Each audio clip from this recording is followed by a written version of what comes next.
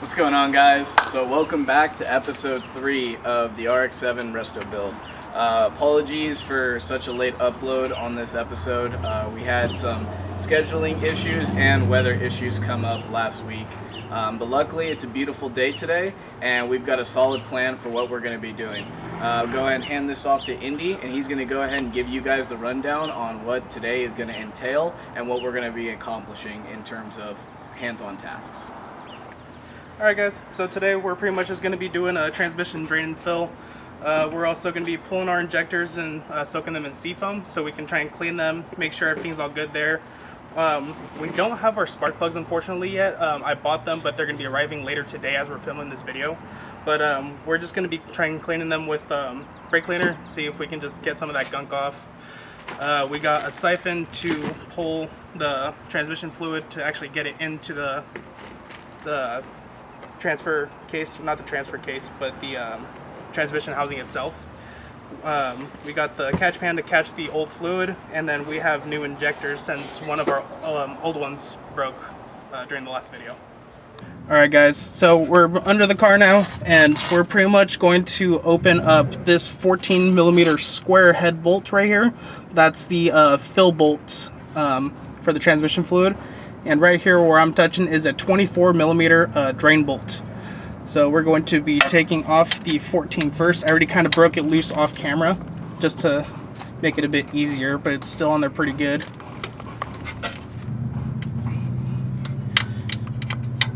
And you also want to have your catch pan ready to go just in case anything leaks out.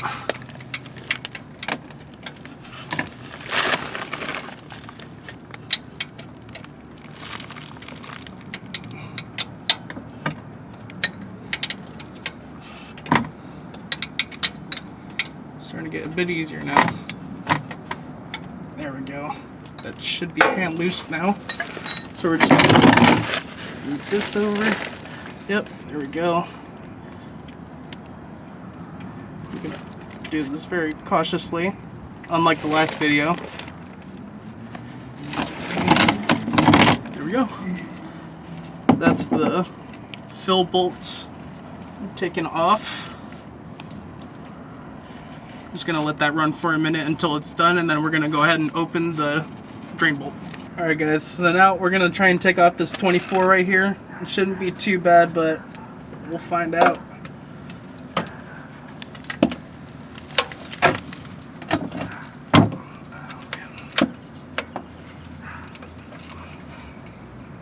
Oh, knuckle bust city.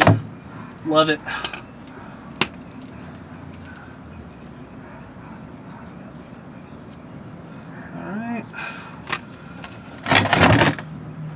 Hope this isn't going to be too small to handle the fluid all at once.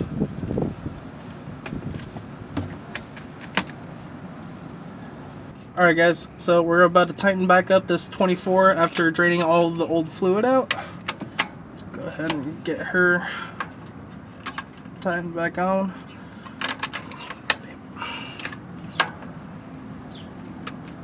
There we go, doesn't have to be too tight. Alrighty guys, so for the next part of our tranny fluid swap, we went ahead and got this siphon hose from AutoZone. It was a little less than 10 bucks. Luckily this one is orientated, the arrow facing up, so we know that it's going to suck liquid from this side, spit it back out on this side. The way that it's going to work for us, I'm going to go ahead and give a quick demonstration here with a couple pumps. So we're just going to set this right inside the tube. We're going to give it a couple of pumps, and there you go. Just like that, it's going to pull out of the bottle and send our fluid right directly into our fill, which is going to be on the top driver's side of our transmission. Let's go ahead and get to that. So now I'm going to use our siphon, put that right in there. Let's go ahead and start pumping her in.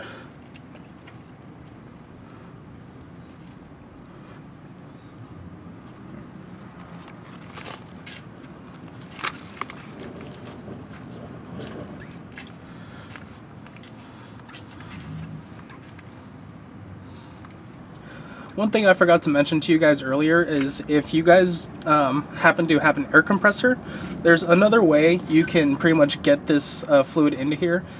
You can pretty much just use like clear hosing like this and just stick it into the bottle the way we're using now. But instead of using like a pump siphon, you can just put in like a little spray gun or something like that, and make sure you like trap the air well, and you can pretty much just use the air to pretty much push the fluid up the hose. And that makes it a lot faster and a little more convenient if you're careful with it and decide to not spray fluid everywhere.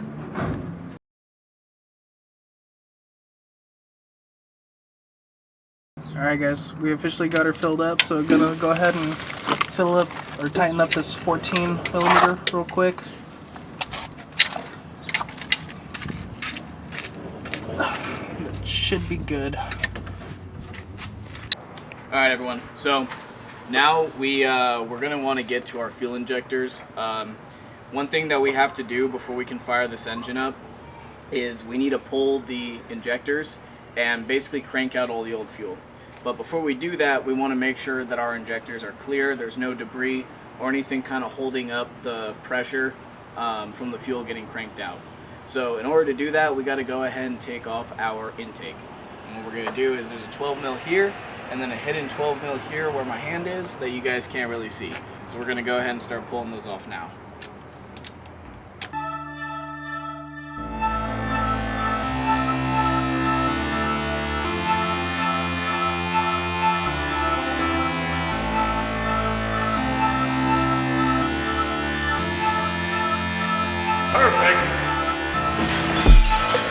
Alright, let's assess what we've got going on here. So there's going to be 4 injectors total, leading and trailing. We've got 2 up top here. These look pretty easy to get to for the most part, but unfortunately with the bolt location that I'm seeing right now, we are most likely going to have to pull the throttle body. So we're going to go ahead and put a pause and assess for that. Alright guys, so we're going to be pulling the throttle body now in order to get to our fuel injector rails. We already went ahead and took off the harder bolts to get to, which are the 2 12mm underneath the throttle body. I'm going to go ahead and pull these top 2 off, and then hopefully we'll be able to kind of just pull this thing loose and set it to the side with enough room without having to disconnect the throttle cable or too many vacuum lines.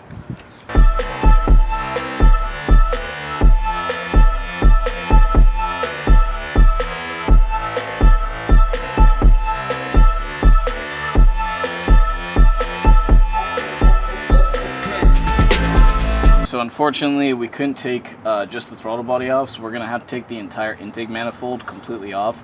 It's going to be a little bit easier, more straightforward.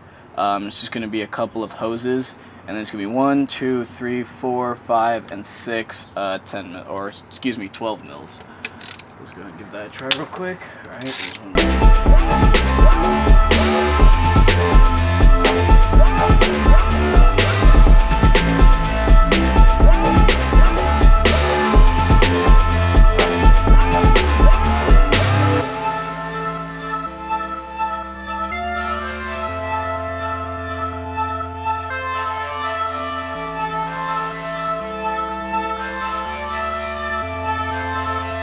Cool. Alright guys, so we had to play around with this a little bit. At first we thought we could just remove the manifold and it was going to work.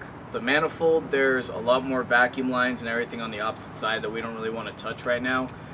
It's basically going to overcomplicate it just for pulling injectors out. But we figured out that by loosening up this manifold, we now give ourselves enough room to lift the throttle body off of where it was catching and remove that out. So with those two working together, already had these loosened up. We're going to go ahead and remove the throttle body now and see if we can get to our injector rails.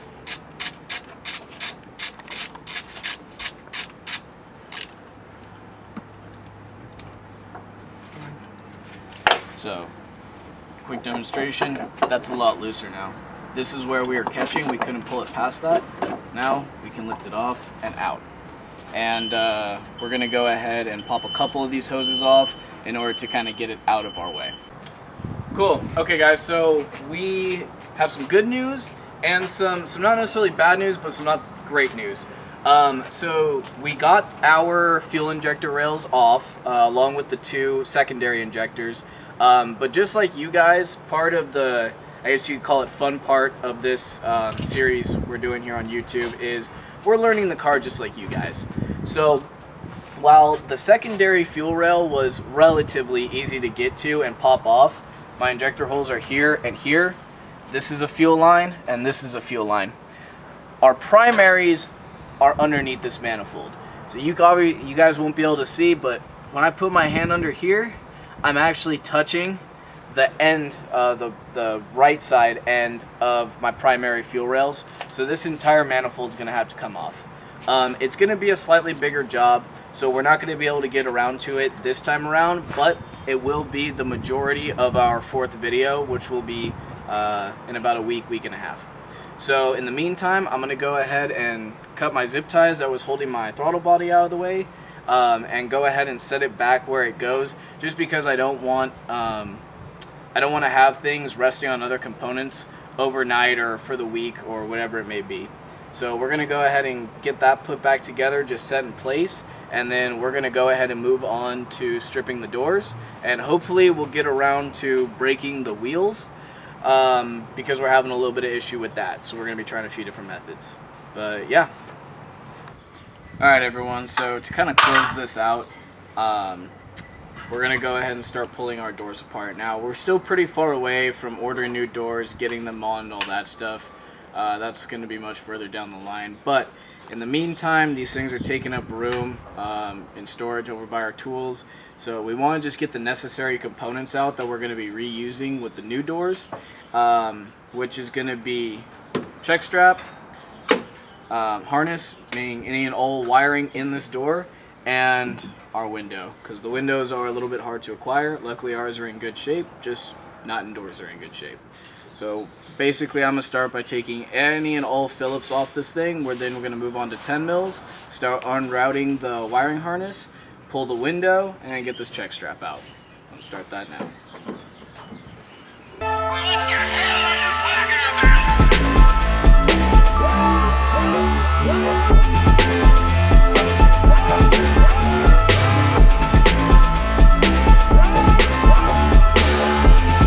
Yeah, I just found a drill. Do you want to use it? Yeah, we'll go ahead and use that. That's fine. Alright, go ahead and take the interior door handle off here. Okay, we got Indy in the back right now. He's going to be setting up a power tool. You want Just a little bit faster. You want a Phillips, right? Yeah, Phillips P2 style. Okay. It's always good to know your tools. We will be saving all the hardware that we pull apart here. They'll be getting labeled individually, but that's just in case the new door doesn't come with any. Here you go. Let's just separate it out. Perfect. All right, we got a drill. Sweet.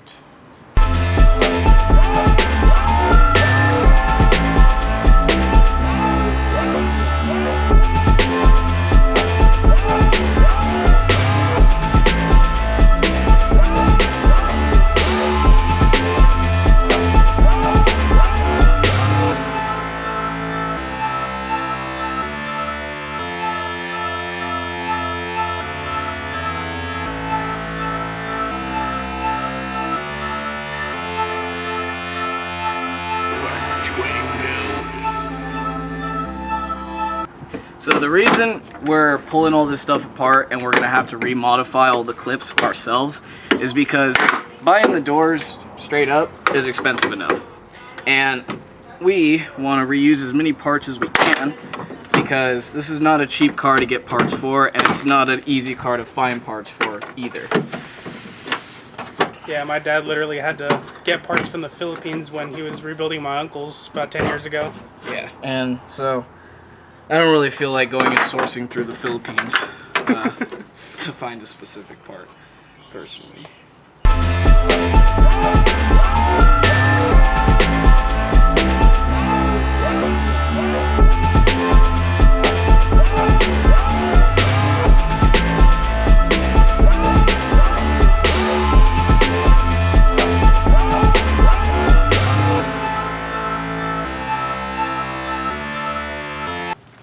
main door harness. This is passenger side, so we'll be folding it like so, taping it around, and labeling it. Go ahead and give that to Andy and do that now. Sharpie. Alright. And now we're going to go ahead and move on to our 10 mils. 10 mils are what's going to get us, get all the rest of these components apart. So you got your window regulator motor here. I guess these kind of just come off with clips. Yeah. So we'll go and unhook this guy.